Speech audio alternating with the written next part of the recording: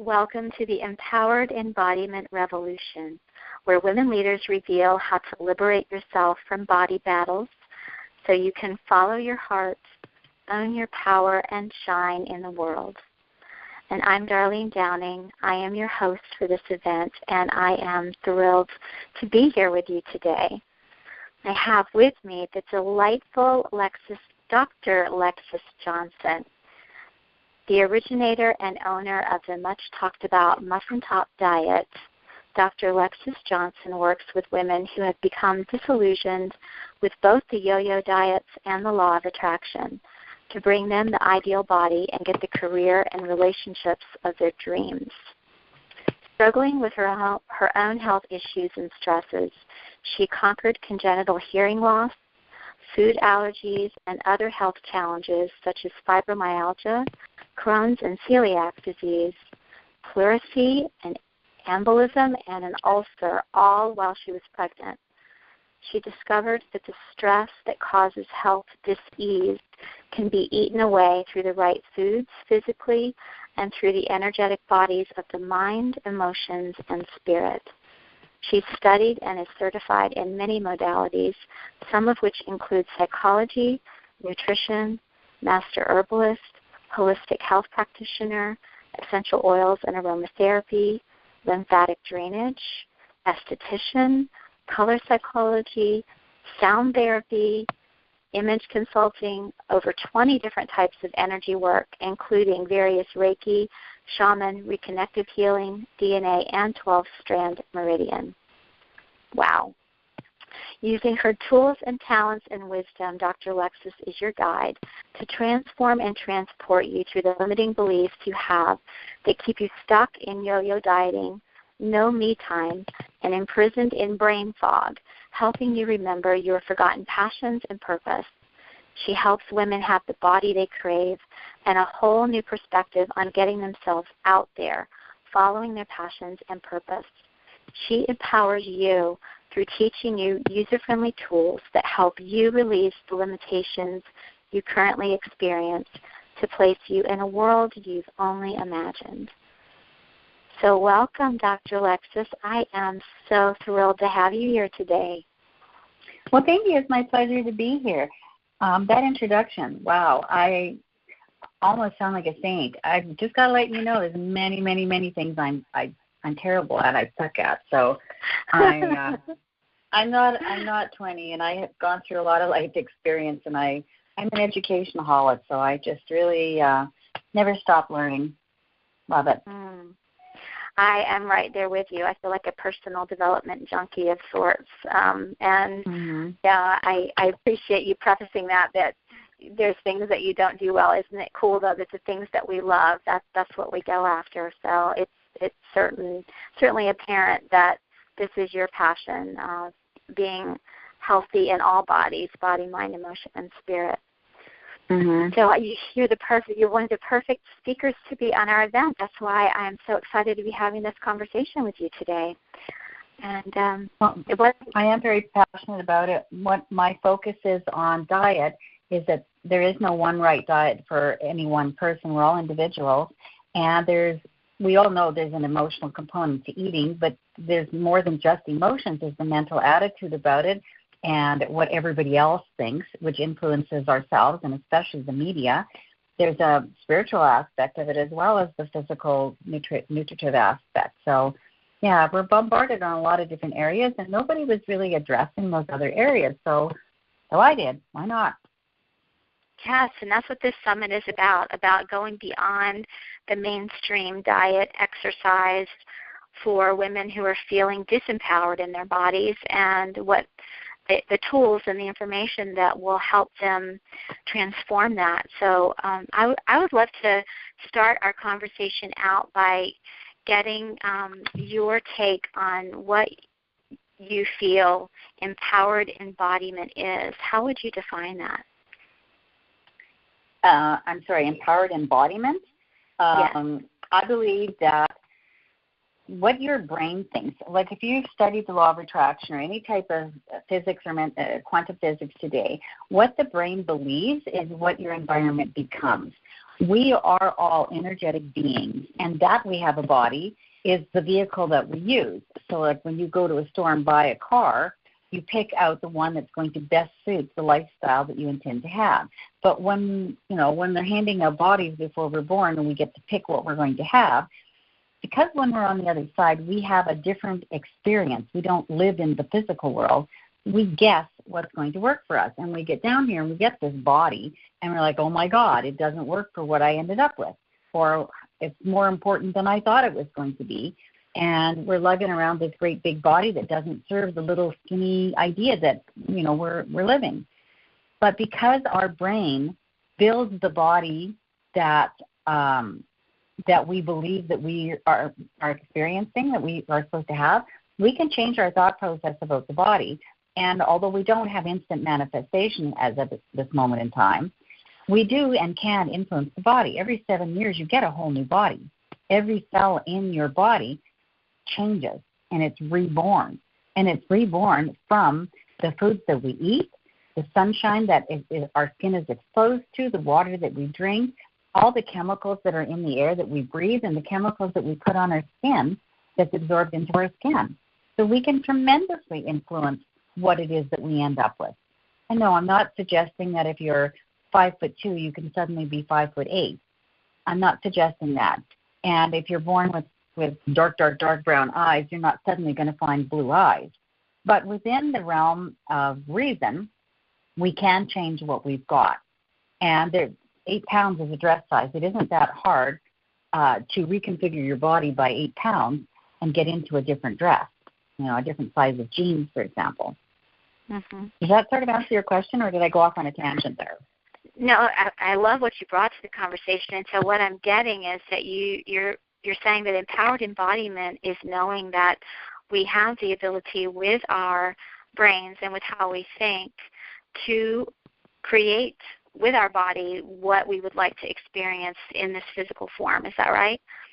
Absolutely. I think that the media has almost plays into the hands of the powers of the world.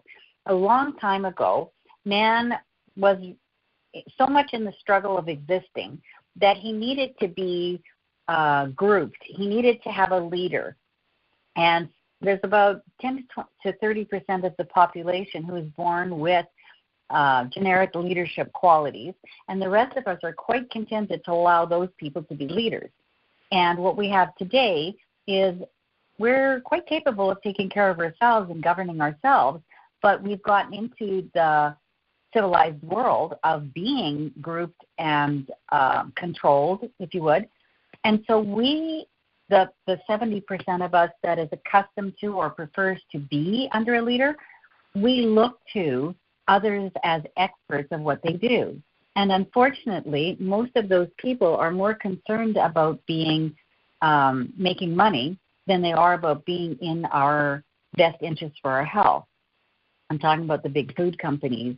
They'd right. rather make more boxes of cereal than worry about whether cereal is healthy for us. Right. And because of that, to be empowered in our bodies is to step beyond what we're seeing that we're supposed to have for the beautiful body or the perfect body, to get back in touch with our own bodies and to get back in touch with our own choices, making conscious choices instead of unconscious choices. Right. We can have whatever we want. There's an abundance of everything. For example, if everybody in the audience could just take a big deep breath and hold on to it for 3 seconds. 1, 2, 3. Do you honestly think that somebody on the other side of the earth can't take a breath because we're holding on to that air? Everybody can all exhale. The whole point is there is enough of everything. This whole world, this whole universe has been created for our experience so that consciousness could know itself. And we are fingers of that consciousness. And we have an unlimited capacity and an unlimited ability to have whatever it is we want. We can have the bodies we want. And who says it all has to be perfect? In order for us to experience, we need to be able to experience everything. So some of us are born tall and some are born small and some are born, chubby babies and some are born skinny babies. And we get to experience that which we came in to have, as well as use our brain power to imagine what it is that we do want. And it becomes colored by the influencers of our lives, like our parents and our brothers and sisters and our teachers and our friends. And when people say, oh, you can't have that, you're not that person, or we can't afford, and we grow up believing those things. But our logical mind as adults, we don't have to believe any of that. We just have to deprogram ourselves and reprogram what it is we do want. So what I discovered was that the brain doesn't know the difference between watching a movie and experiencing something in real life. If you go watch a thrilling ride movie, I remember as a little girl, now this is going to date me, but going to Disneyland. My grandpa lived in Los Angeles, and I went to Disneyland every summer. I remember going to see an exhibit called America the Beautiful, and it was the first time anyone had ever had surround photography done. And the whole audience would stand up and lean against rails and see these, 30 or 40 or whatever different screens where cameras had been taken on a circle, and you could see yourself coming and going in whatever vehicle the camera was in. And it took us down Lombard Street in San Francisco, where we'd go left and we'd go right and we'd go up and we'd go down, and our stomachs would literally feel like we were on a roller coaster. It would feel like we were dipping in an airplane and we were going to fall out of the plane, and we'd all lose our balance a little bit, which is why we had the railings. And it's because the brain doesn't know the difference between what it's experiencing and what is actual. There is no difference to the brain. So if you can get yourself to believe something different about yourself, that will be what you manifest in your life in all areas, and especially in your body. Yeah, that is very empowering. It's very empowering because people think that you can actually make yourself a little bit taller too. If you take yoga and ballet classes where you do a lot of stretching, you can actually gain a little bit in height. I actually have. I gained an inch in my height. Mhm. I'm sorry. Go ahead. I'm 5'7", and when I was a kid, I wanted to model, and I knew that you're supposed to be at least 5'8", and I was never that, but I wanted to be. And as a kid, I hadn't grown to my height yet, but my brothers were only 5'8", and my parents weren't all that tall. I knew that I needed to be taller in order to have the modeling career that I wanted to have, and I did eventually have. I stretched, and I worked on my posture, and it helped me in good stead even to my ripe old age today. But I got to be 5'7" and a little bit. And how did I get to be that when no one else in the family was tall? I was almost as tall as my brothers were. Cool. And I don't believe that it was my destiny. I think it was my intention that got me there. And I think anybody can do that. I do too. I love that. It's directing, using the mind for what it is we're wanting to create or choosing to create, rather than just accepting, well, this is what it is, and it's hard, and I can't do that. It's very powerful. Well, we don't have to accept those limitations. No, absolutely don't. Mm-hmm. Well, I've been asking each of the speakers to share what it was that was their biggest body battle, and I know you went through lots of challenges with your body. We just wanted to know if you would share a little bit about what your experience was with your body, and then what it was that liberated you from those challenges, or what the turning point was and how you overcame it.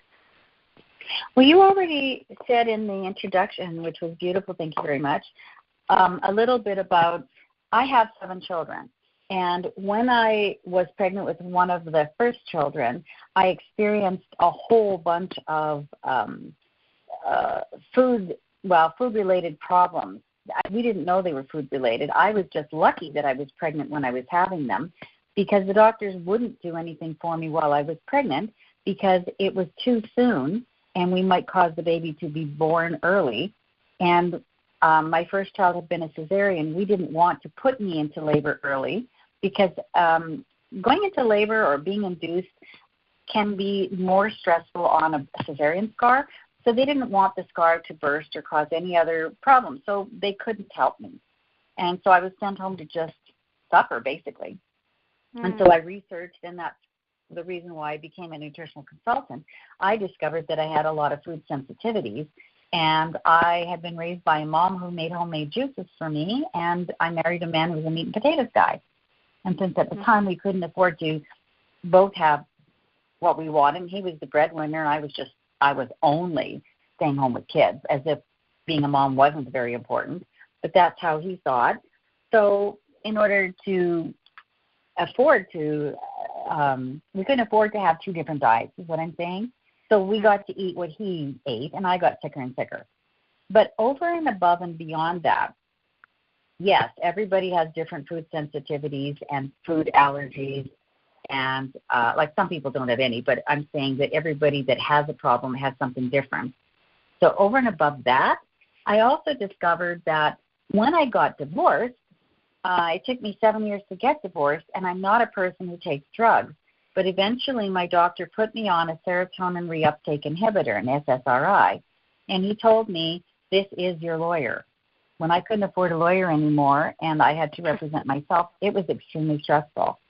And after I got divorced, about 4 years later, I married my very best friend and moved to California, and I was still taking this stupid serotonin reuptake inhibitor, and I didn't know how to get off of it. Every time I tried, I turned into a whole different person. I was like a demon woman.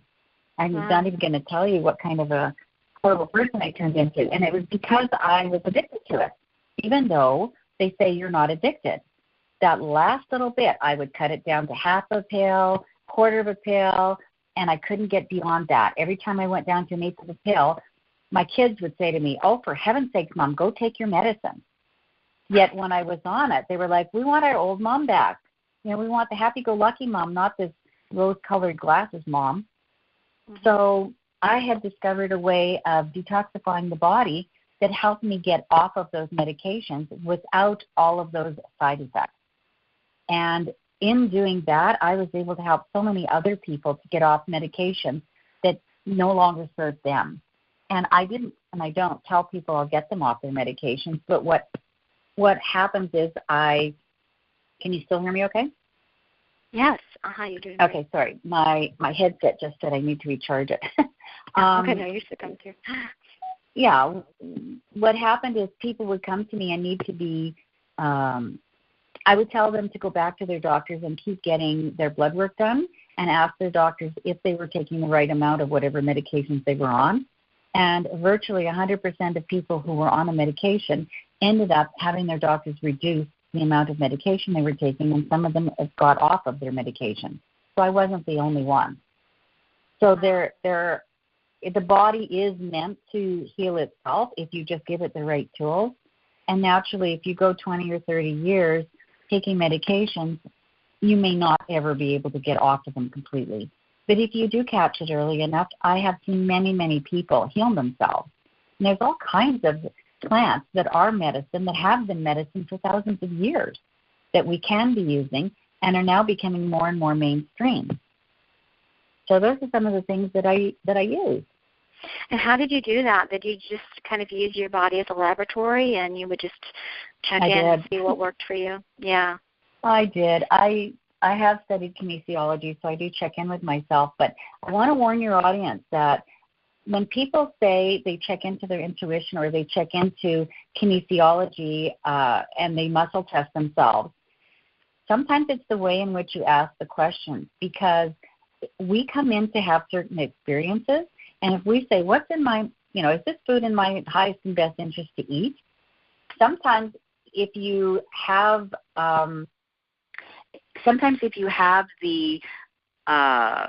the negative food, like the reaction, that is an experience that you came in to have, and overcoming it might be part of your journey. So when you ask that question and it tells you, yes, you should, or no, you shouldn't be eating this food, sometimes it's not the truth. Sometimes it's just the way you ask the question. And if you can overcome or rise above the experience that you came in to have, if you ask the question in a different way, it will tell you that the very same food that it just said you should eat is something that you shouldn't eat, because that was the whole point. You're not supposed to be having it. It's just the experience.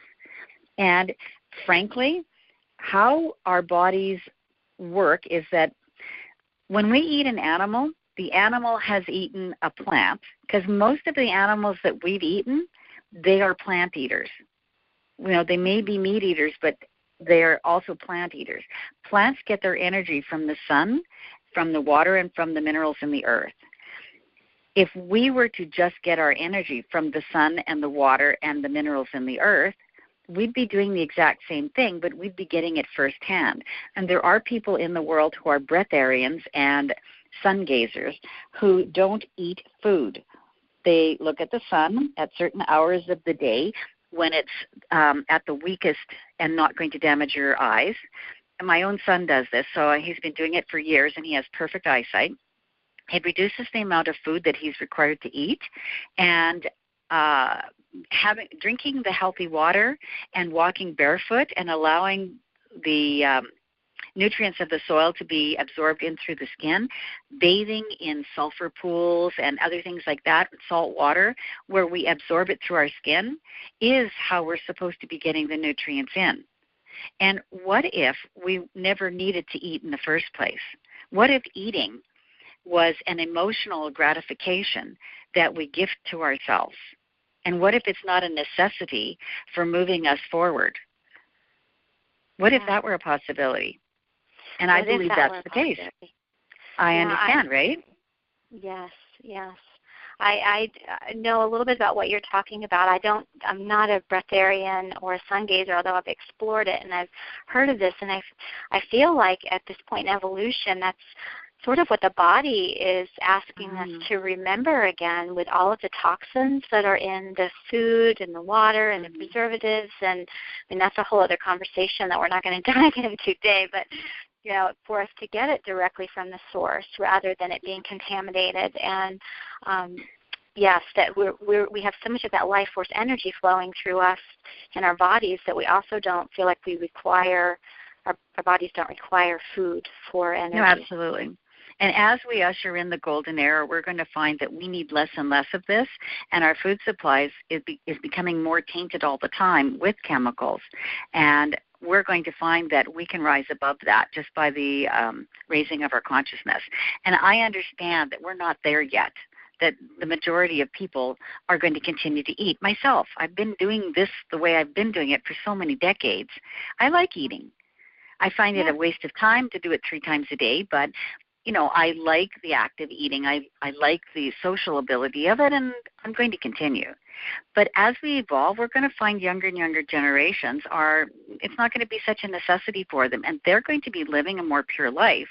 And I believe that we're going to go more that direction of the sun gazers and the breatharians. But in the meantime, for those of us who haven't evolved to that state, we need an in-between. And so that's why I devised this method of working with the emotions, the mental, the physical as well as the spiritual. And so I take the nutrition and I use aromatherapy and I use all these other tools that are natural to help us in the in-between stages. That's awesome. That's awesome. And I'd like to go more into that, like what you do when you work with your clients and what you've discovered with your work. And so I had a few questions I wanted to ask you about that. Sure. Okay. Absolutely. So I wanted to know if you could share with all of us about your discovery that stress causes women to not think straight, that brain fog that many of us can have. Do you want to talk about that a little bit? Yeah, all of our problems are from the same set of circumstances. We, as a species, women think of ourselves as superwomen. And when we started working in the workforce, doing typical male jobs, like what previously were known as male jobs, we kept our female jobs. So we still are the nurturers and the collaborators. We hold the family together. We pay the bills. Mostly we are doing all of those same old jobs. And we're entering into the workforce doing the jobs that single women and men typically had done before us. Now we're doing all of it. And we think that we need to be 100% perfect at everything. And guys aren't like that. Most guys aren't like that. Most guys take the time to go play racquetball or whatever it is that their thing is. And they take that time and they just say, nope, turning my phone off, I'm done.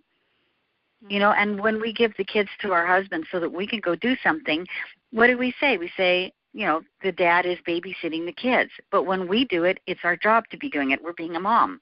But when the dad does it, it's babysitting. You know, so we are still in that mindset that we have to do it all, but that guys aren't doing it all, that they're helping us out instead of contributing. And no, not everybody is like that. Some families don't do that, but a lot of us are still like that. And what has happened is if you've seen advertisements on other products, you're going to hear that cortisol causes belly fat. Well, cortisol is produced by the adrenal glands. And most women today who are stressed out, the ones who are saying, oh, I'm exhausted all the time, those are the ones that are also complaining about brain fog and saying, oh, my God, I've got Alzheimer's, like a play on the world of Alzheimer's, because they're forgetting where they put their keys or walking out the door and, you know, getting a block away or not even getting into the car and realizing they forgot something they need to finish their day, and off they go back to the house to go get it. Or you'll enter a room and you'll say, no, what was I coming in here for? And it's because, not because you've just got too many things on your mind, but because you have adrenal stress. And the adrenal glands work with the hypothalamus and the thyroid, and I'm not going to get too technical here, but they all work with the pineal gland, which controls your sleep cycles. So it makes us exhausted in the middle of the day. And because we're working mostly indoors and we're not getting natural sunlight and we're staying up too late to get too many things done and we're not getting the proper amount of sleep, our pineal glands are calcifying from the foods that we're eating, and the pineal gland controls our sleep cycles and the biorhythms of our bodies. And it also controls our intuition. So all of these things are working together in the wrong way. And the main focus is to clean up our act with our adrenal glands and get the adrenal glands functioning properly, which will help the thyroid work better, which is what's contributing to the belly fat and the general spongy feeling of our bodies, and working with the hypothalamus and the pituitary, which controls the brain. I know that's an awful lot of words that people aren't going to understand, but basically stress makes us fat. Stress makes us not think properly. Stress makes our skin not clear. Stress makes us exhausted. Stress is causing all of these things, and it doesn't matter what kind of stress. Having a baby, having a wedding, having a promotion are all stresses. They're just good stresses. So all stress is contributing. And because women feel that we have to do everything and we have to do it all, we're taking on all of this. And men don't, some men do, but most men don't. Most men just go about their thing and they say, well, I'm not doing that today. And they don't even put it on their list. They think we've got lists that never end. Our lists just keep going on to tomorrow. I've got a list that I just changed the date on the top of it. I don't even rewrite the list anymore. I just say, yep, nope, today's the next day. It's not the 13th anymore, it's the 14th. And I just, keep changing it. Just cross a few things off. It's like I run out of whiteout. What came to me when you were talking too is our lives are conditioned to be very stressful, and then we compound it by thinking that we have to do all of this, and that just like you said, like the men are babysitting when they're watching the kids, but that's our job. And then you add to that the women's tendencies to identify our sense of self-worth based on our bodies and how our bodies look. And if our bodies are not in the shape that we think that they should be in, then we're stressing over that too. So you're adding more stress onto, I need to lose this weight, or, I don't feel good, and what's wrong with me? We make ourselves wrong over it, and that adds more stress. So it's just this spinning cycle. Well, what do you do I know you empower women to deal with this stress and the belly fat so that they can find balance in their bodies and get back to their passions. How do you do that? Do you want to talk about that a little bit? That gets into a whole lot of other different areas. There's many, many different ways, but we need to get back to what was our purpose when we came here in the first place. What were our intentions? many women are not leading the life that they want to be living. For example, when people get divorced, I don't know about where you're living, but where I live, I'm in Canada at the moment, the law says that we can't take our children out of the province in which they've been living when we were with our partner, because they need to be able to see both parents. And that limits women as well, because now if the fellow gets an opportunity to go take another job somewhere else, quite often he just does it. And he just says, well, this is the way things are, and we'll make it work. But when a woman does it, it's, well, you can't leave the province. You can't leave your state. You have to stay where you can give access to your partner. And it just seems to be that way, that we're continuously stressing. When a woman, quite often when a woman leaves the children with the fellow, she leaves them with clothes, and she leaves them with food, and she leaves them with all these other things. But when he leaves the kids with her, he just gives her the kids, and he says, there you go, see you next time. And she still has to concern herself with the clothes and the food and whatever else. And 90% of the women are raising the children, and the fellow gets the access. And mostly it's a 50% of families not living together anymore. So it's not like this is an unusual situation. When I was a kid, there weren't that many divorces. But now it's roughly 50% of families aren't with their both parents. So that is just something that's coming up. And it's like that with everything. Women just take on more. And women's bodies have a different hormonal makeup. And we need to be feeding that. As long as we're going to be eating food and nurturing our bodies in specific ways, we need to be nurturing those bodies in ways that work for us. For example, there are very few women who have the adrenaline junkie gene. Women that do, and it serves them, great. I'm not talking about those women. But for all the rest of the women, when we try to get out there and we say, I have to go to the gym, I don't want to go, but I have to go. And they push themselves to go to the gym because they think that's what's going to make their heart healthy. That's what's going to help them lose a few pounds. Those women are not being served. The adrenaline is working against them, causing more stress in their bodies, because adrenaline is a masculine hormone. Women need to be creating more oxytocin and other female hormones. Yes, oxytocin is in all bodies, but it's the cuddle hormone. It is the hormone that is produced moments after birth that helps us bond to our babies. It's the hormone that's produced when we're breastfeeding that helps us, again, bond to our babies. Women produce more oxytocin at the moment of orgasm because it helps us bond to our partner. Because in days before birth control, we needed to be bonded to the partner who we had children with to protect us, because running away from our predators, even if our predators were other human beings, we had children in tow, or we were pregnant and couldn't run as fast. And the women traditionally took care of the older people. So we were slowed down. That's why human beings are safety in numbers. Women did that. Men were the lone wolves that went out and hunted, or they hunted in packs. People say to me, I've also been a relationship coach, and people say to me, why is it that men are so quiet and women have so many words? It's because of this whole survival thing. We were born with more words because we need to be noisy to scare our predators away, whereas men need to be quiet when they're hunting. And it isn't a chauvinistic thing to say this. This is what is survival of the human species. And just because we aren't those people today and we don't, fight off the saber-toothed tigers, which, by the way, everyone says that, but humans didn't even live during the time of the saber-toothed tigers. But in any case, we aren't running from our predators.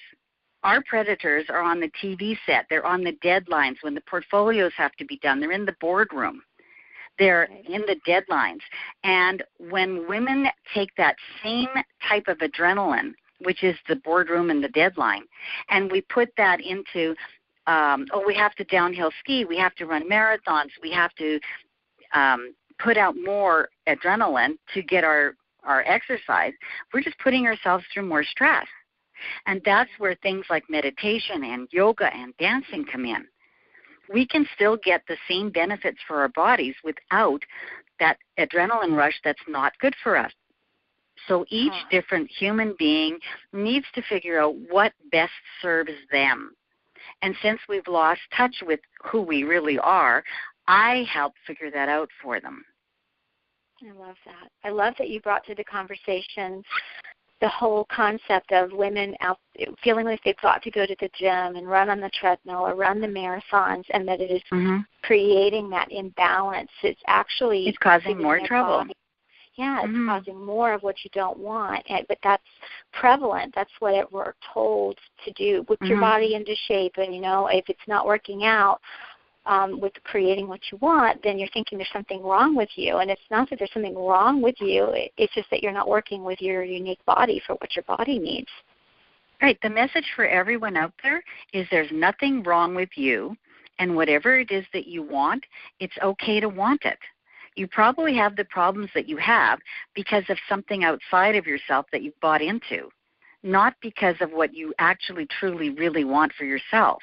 If you go back inside your heart and figure out what were all the things you liked doing as a kid and bring that forward, maybe painting and playing in the mud or creating pottery or baking in the kitchen or coloring. Maybe those are the things as a kid that would lead to what you're supposed to be doing as an adult. They're there for a reason. When it is said that we're all created equal, it's that we're all given desire and goal and talent. Everyone has something different. Autistic people and people with mental retardations are born with talents and goals and desires. We just don't know their language. We don't speak at the same level as they do, but they all have these wonderful things. If you watch a movie called Temple Grandin, it was about a woman who had, her brain just thought differently, and I forget which mental disorder they said she had, but she completely changed how we look at mental disorders because of what she went through in her life. She just had different perspectives. And her brain worked just fine for her. She just needed to learn how to work with what she had. And everyone is like that on a different scale. It's all a matter of extremity. How far down to the left or to the right are you on the scale? And when everybody is in the middle, does that make you different? Does it make you wrong just because you're not in the middle of the scale? No. I can remember when one of my kids, we were trying to get her into kindergarten early. Her birthday was just on the cutoff date, and we were trying to get her on the day before date. And the school teacher said, she doesn't even know how to use scissors. And I said, so the criteria for getting into kindergarten is being able to use scissors? So I said, if I adopted a kid from some country where they don't have scissors and he's 8 or 9 or 10, does that mean he's not eligible for kindergarten? Wow. Because that was a stupid rule. And that's the point. I agree. We create stupid rules that fit the norm, which just means the average group of people in the middle. And that's how we create normal. Some people, some animals, can hear or see at different ends of the spectrum. And some of us are just born with different abilities to have those perceptions be more at one end or at the other. That doesn't make us wrong. I love it just makes us a little bit different. And we need to be working with exactly what we have, because that's what we came into this world to experience. And not working with it it's not serving us. So we just need to have to learn to accept ourselves for who we are and accept everybody else for who they are and embrace the differences. And that goes for skin color, eye color, hair color, size, height, weight, pudginess or not pudginess. It goes for everything. It goes for how our brains think and what our preferences are. It goes for everything. There are no wrongs and rights. It's what's wrong or right for you. If you and your husband go to divorce or marriage counseling, the marriage counselor is not supposed to say, lady, you're right, I'm siding with you, and he's all wrong, or vice versa. What's right and wrong is what works in your situation. As long as nobody's getting hurt by it and it works for you guys, then that's right. So why can't we not bring that into every other aspect of our lives?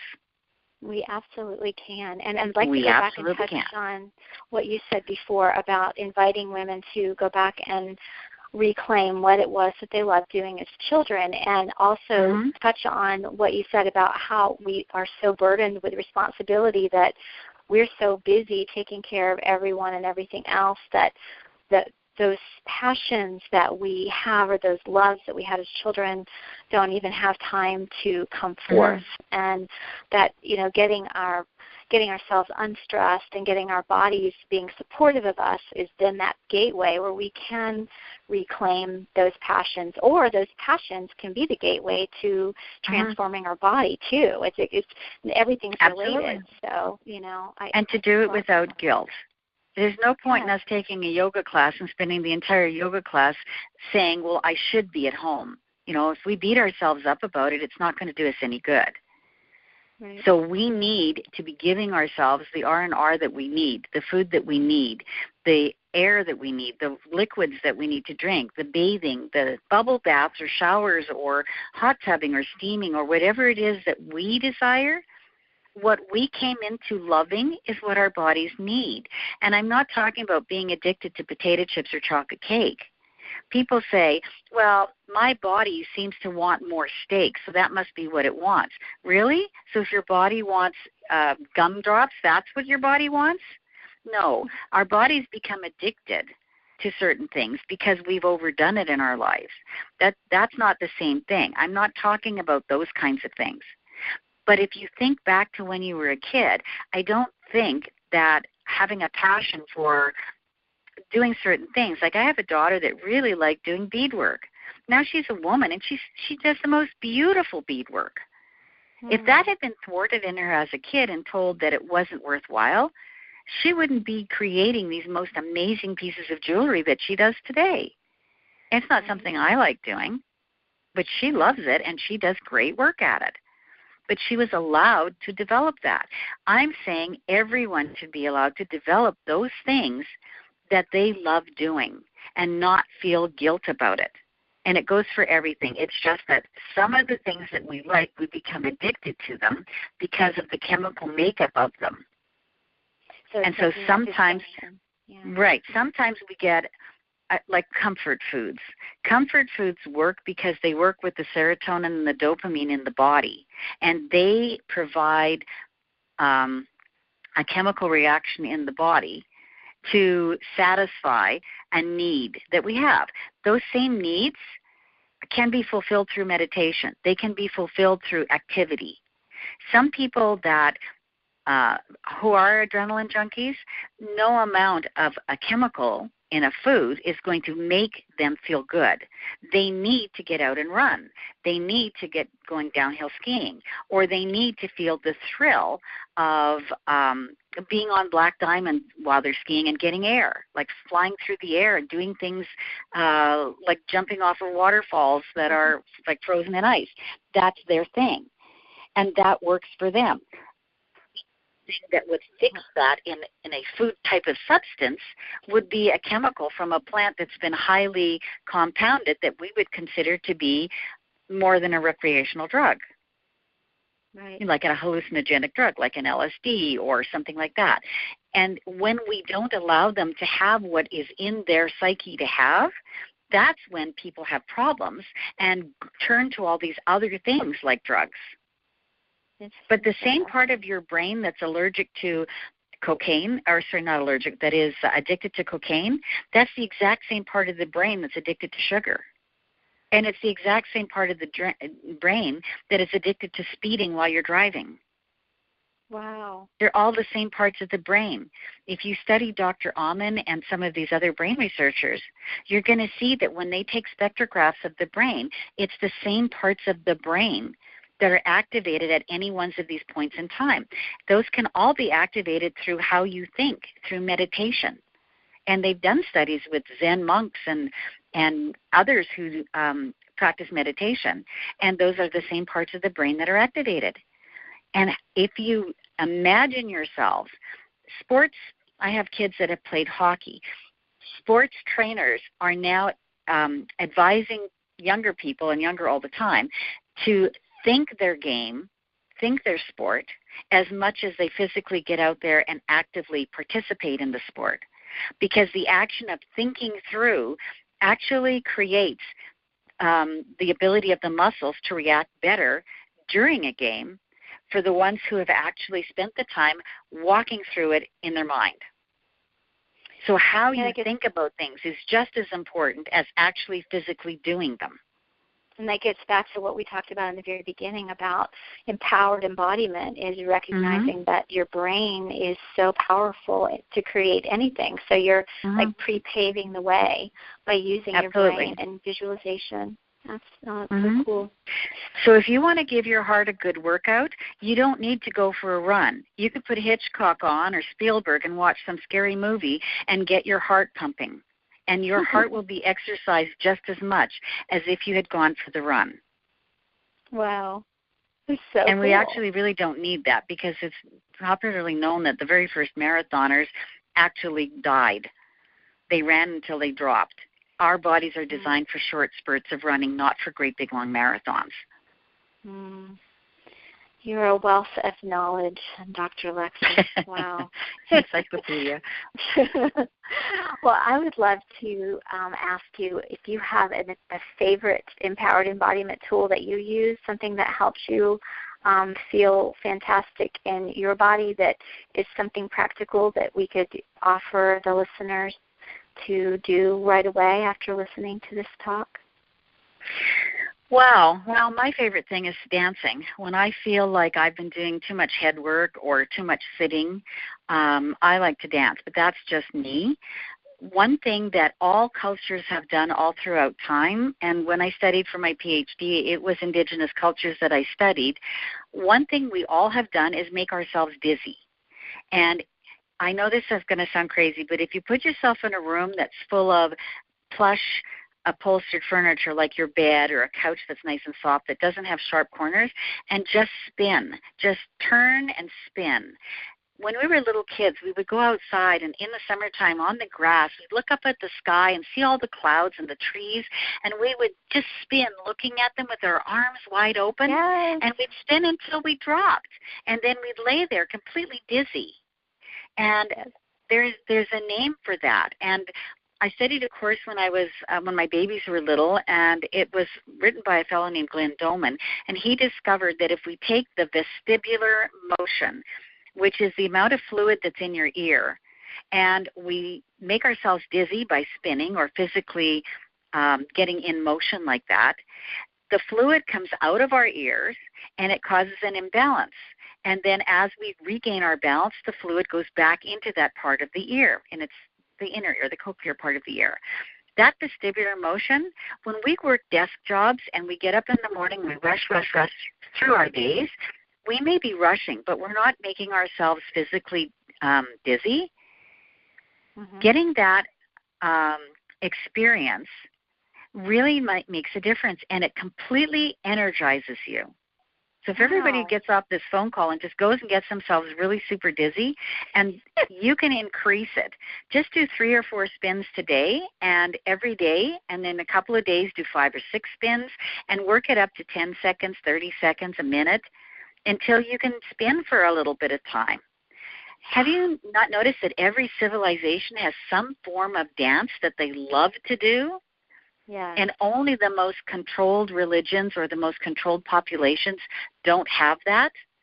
And when we're imprisoned, people who are put into jails are given the least amount. And the more imprisoning that we're given, such as solitary, the less environment we're given to move around in. The more confined we are. It's a punishment.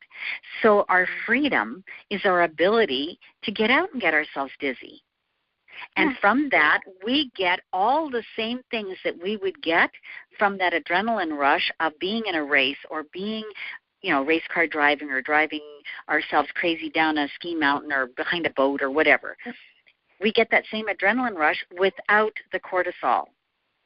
So women who like that rush can get it just by making themselves dizzy. So, yeah, I like dancing. I love dancing, too. That's one of my favorite things. And I practice Nia. I don't know if you're familiar with it, but we incorporate lots of turns in the choreography, which does that same thing. It gives you permission. And what did you call it? Nia. N-I-A. N-I-A. I haven't heard of that one. Oh gosh, you got to check it out. I will. It blends dance arts, martial arts, and healing arts. It's a mindful movement, and we play with Aikido energy, and we do spins and we do turns, which I never have had anyone suggest to me to just spin like that. It's one of the things that I love about the practice, though, and yes, it is very exhilarating just to turn, and then you just stand there and you let your energy body settle back in again, and ground yourself in. But I never thought about it with what it does with the inner ear and it being exhilarating. So that's I just cool. looked up Nia on Google, and Wikipedia has a great definition for it. It's only been around since 1983, and it was developed in San Francisco. Go figure, right? San Francisco is a pretty freedom-loving area. But you're right, martial arts, dance arts, and it's done to music. And all of these civilizations that are indigenous have all used some form of drumming or other forms of music to go along with it. And it's the experience of being able to use so many of our senses. Like, we don't get to eat at the same time, but it involves getting dizzy with the sight, with the hearing, with the vibration all through our bodies of all these senses. And when we go to dance clubs, what do? They put on the little crystal disco ball, and the mirrors reflect lights all over the place. Or you have your laser beam lights, right? And isn't that similar to indigenous tribes who would put the flickering flames of the light on, and we would dance around the flames? And we would drive ourselves into a frenzy. And you feel very alive. You feel like you're in your body. Yeah. Absolutely. You are. Oh, so cool. I love that tip. So go dance and go spin, everybody. Give it a whirl. I know, Dr. Lexis, that you have extended your generosity to everyone listening, and that you have some free goodies that you are going to offer everyone who's participating in this summit. They're going to be able to find the links to those goodies right below this video. I'm going to turn the conversation over to you and let you share with everyone what you have for them. Okay, sounds good. If you go to the two different websites, there's winatlosingdiets.com and muffintopdiet.com. There's two free ebooks, and one doesn't list the name, but when you get in there, it's How to Talk Smack on Your Tummy Fat for the Ultimate Weight Loss, and the other one is The 7 Fairy Tales of Weight Loss.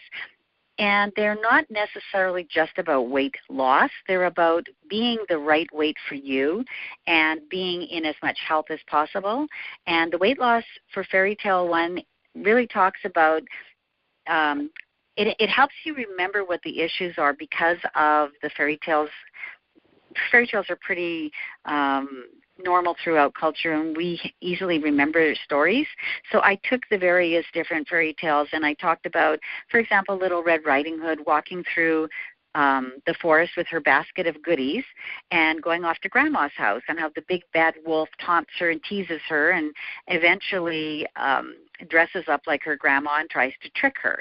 And that's exactly how I describe the big bad wolf of the genetically modified companies, the chemical companies who change our foods and change the species of our foods. And the foods aren't all that bad for us, but what we've done to the foods is bad. And there's hardly any of certain foods anymore that we can get that aren't GMO or genetically modified. And I talk about how that affects your body and what we can do about it, and how Little Red Riding Hood, we can't get the foods that we had in Great-Grandma's day.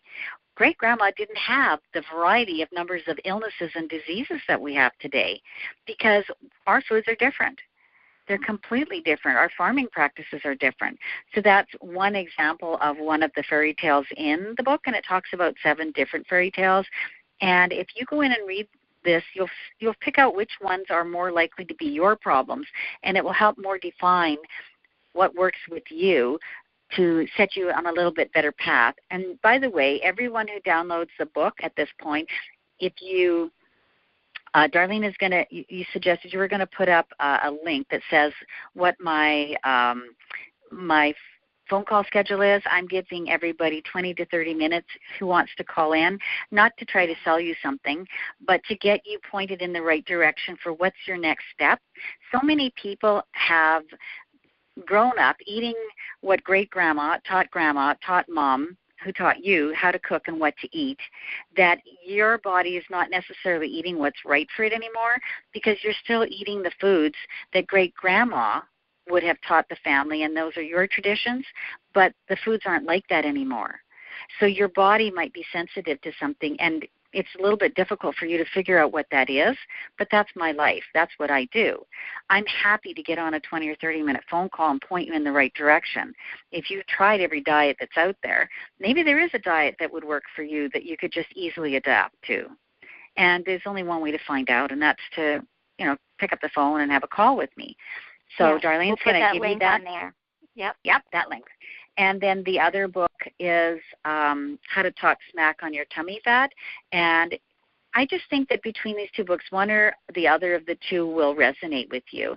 And when you do go to Win at Losing Diets, that is 2 pictures of me. And the one on the right is what I look like today. And the other one is what I look like 25 pounds heavier. And I did lose 25 pounds in 5 weeks. So there's kind of a lot of the websites, a lot of social media won't let you put these things up about other people. So I put up the one about myself so you can see that. And when you go in and have a look, 8 pounds is a dress size. So I do have a program that's coming up. If you want to lose and make yourself look a little bit better for the holiday parties over December and New Year's Eve, I can help you get there. Thanksgiving is over, and there's still enough time for you to get to lose 8 pounds in time for the holiday parties. So, yeah, if that's what you want to talk about on the call, we'll talk about that. And we'll put together a special link for that as well, right? Dr. Lexis, we're going to have a page that has information on how to lose fat, excess weight before the holidays, if that's something that resonates with you and you want Dr. Alexis to support you in doing that. It isn't necessarily about giving up all your favorites, although sometimes that's the way it has to be. But the program that I do have, I have one do-it-yourself-at-home program that's not that costly, that works with your emotions and your mental attitude about what you're choosing for your body. And sometimes that's all it takes. Sometimes it isn't necessarily about the foods, but more about your attitude about your body or your emotional, things that you've gone through emotionally. So these are playbooks and manuals that will help you with that. Awesome. It's not always just about the food. We're multidimensional beings, so getting to the root of that is really the key.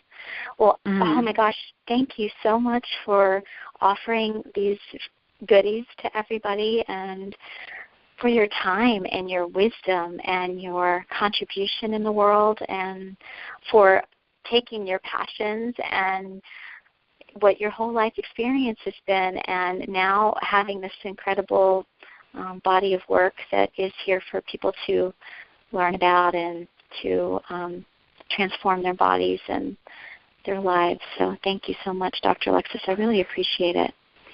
Well, you're very, very welcome. I hate to say it, but if you look at those pictures, the one on the right is me, and I'm actually 60 years of age at this point, and I dance circles around people in their 20s. And when I don't eat properly, I'm no better than they are, and I get all the same aches and pains and arthritis and backaches and migraines and everything else. And when I do eat properly, and I do eat a fairly normal diet. I mean, I go to all the famous coffee shops and have donuts like everybody else. I just don't do it all the time. So there is a way to do it. I'm walking, living proof of it, and I can help you be like that too. That's beautiful. Thank you. Yay. You're welcome. How does it get any better than that? I know, right? So thank you very much for the opportunity to speak to your audience. I appreciate it. Oh, it's been my pleasure, and I'm sure all of the listeners are going to be really grateful that they tuned in and listened to this conversation today. So thank you to everyone who did take the time to be here to listen, to choose to transform your body and your life so that you can follow your heart, own your power, and shine in the world. Thanks for being here. Until next time, bye for now. Bye, Dr. Lexis. Bye. Thanks to everyone.